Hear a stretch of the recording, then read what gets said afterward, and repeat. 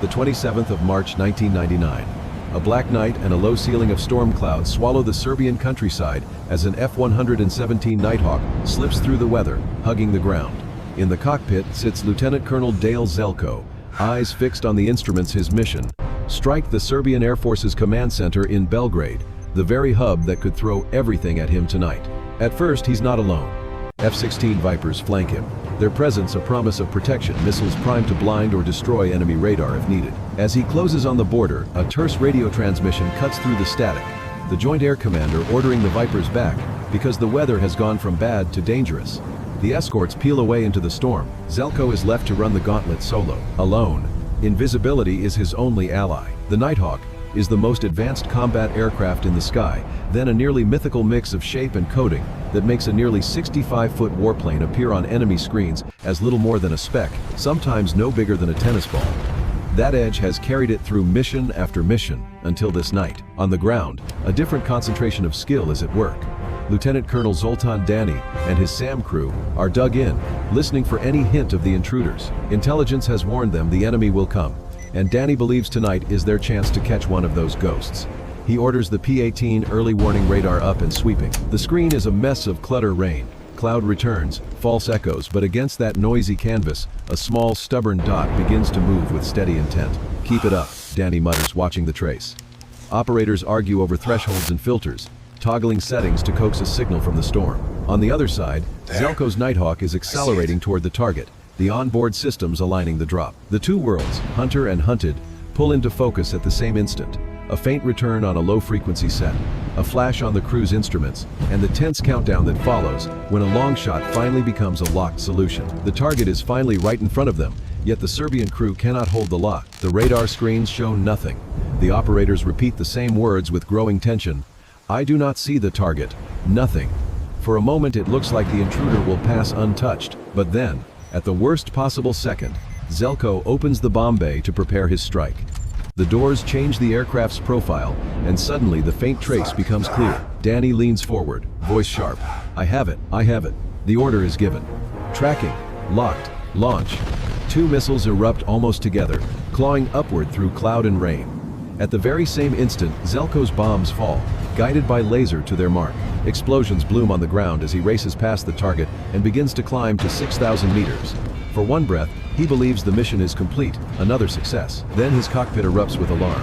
The lock warning flashes across every display, and through the canopy, he sees two burning lances tearing the night apart, homing straight at him. He throws the Nighthawk into evasive maneuvers, the aircraft screaming with electronic warnings. With no countermeasures on board, survival rests only on his reflexes and strength. Time stretches, and in the cold clarity of that moment he understands the truth. They have me. The first missile streaks past without detonating, a cruel gift of malfunction. The second does not miss. It bursts close off the left wing, spraying shards of steel through the aircraft. Fire engulfs the sky in a searing orange flash as half the wing disintegrates. The Nighthawk lurches, tumbles, and is thrown into a vicious spin. Inside, Zelko is crushed back into his seat, assaulted by brutal G-forces as the world outside becomes a strobing carousel of fire and earth. Warning lights flash in chaotic rhythm, the cockpit bathed in crimson and flame. He knows he is seconds from death. Even ejection may kill him, but the choice is no choice at all. It is his only chance. Zelko strains against the crushing weight of 7 times gravity. His arms feel as if 100 pounds are dragging them down, yet adrenaline drives him through the haze. With one final surge, he seizes the ejection handles and pulls. An instant later, the canopy blasts free, the roar of the wind floods in, and his seat rockets out of the disintegrating Nighthawk. For a suspended heartbeat and a half, he plummets. Still strapped tight, the night air clawing past him, his senses blur. For a terrifying moment, he imagines the seat has failed, that he is still trapped inside the doomed jet. Then a violent jerk yanks him upright. The parachute has deployed. Above him, fabric billows open, and below, the wreck of his burning aircraft spirals into darkness. The chaos vanishes, replaced by eerie silence. Suspended in the night sky, Zelko gulps the air, his chest heaving, the truth dawning. He is alive. Relief is fleeting. Another thought intrudes: the enemy will be hunting him before his boots even touch the ground. His eyes lift toward the canopy overhead and sink with dread. The parachute glows bright against the black, an orange banner impossible to miss. Invisible is no longer an option. Accepting the risk, he fumbles for his survival radio and squeezes out the call. Mayday, Mayday, Mayday. Vega 31 going down. Static answers, then a lifeline of sound. Vega 31, we copy your mayday. Last position? He rattles off the coordinates from memory, voice ragged, as the ground rushes closer. A ditch flashes beneath him, just before impact. He hits hard, rolls, and fights to his feet. Alone, far behind enemy lines, he scrambles toward the cover he glimpsed from above. Diving into the trench, he smears mud across his face and uniform, trying to vanish into the earth. All around, the night begins to stir. Word spreads of the fallen stealth jet, and the Serbian search effort explodes into motion soldiers, police, civilians converging. The hunt already underway. The countryside is no longer silent. The search grows louder with every minute, as Serbian soldiers sweep the fields in lines, their numbers swelling as policemen and even curious villagers join the hunt. Truck engines growl along the highway, beams of headlights slicing across the night. Lanterns and flashlights stab through the darkness, turning the farmland into a stage of restless light. Curled in his ditch, Zelko forces himself into stillness, whispering silent prayers that the chaos will pass him by. Then the undergrowth stirs. A rustling, steady and deliberate, edges closer. Just beyond his fragile cover, someone is moving. He clamps his breath, trying to erase every sign of life. The sound changes, panting, sniffing. It is not a man, it is a dog. Cold fear crawls through him. Slowly, he eases a knife from its sheath. If the animal finds him, should he strike? Could he do it without a sound? He weighs the terrible calculation. In the end, instinct and reason merge. Killing the dog would only bring its master running. He freezes, blade poised but unused. Moments stretch like hours. At last, the animal lifts its head, barks once, and bounds away into the night. Relief crashes over him like a wave. His reprieve lasts seconds. The radio strapped to his vest crackles. Sandy 01, Vega 31, over. His pulse spikes. They are here, the rescue team. Voices overlap in clipped urgency. He can be there, go with me.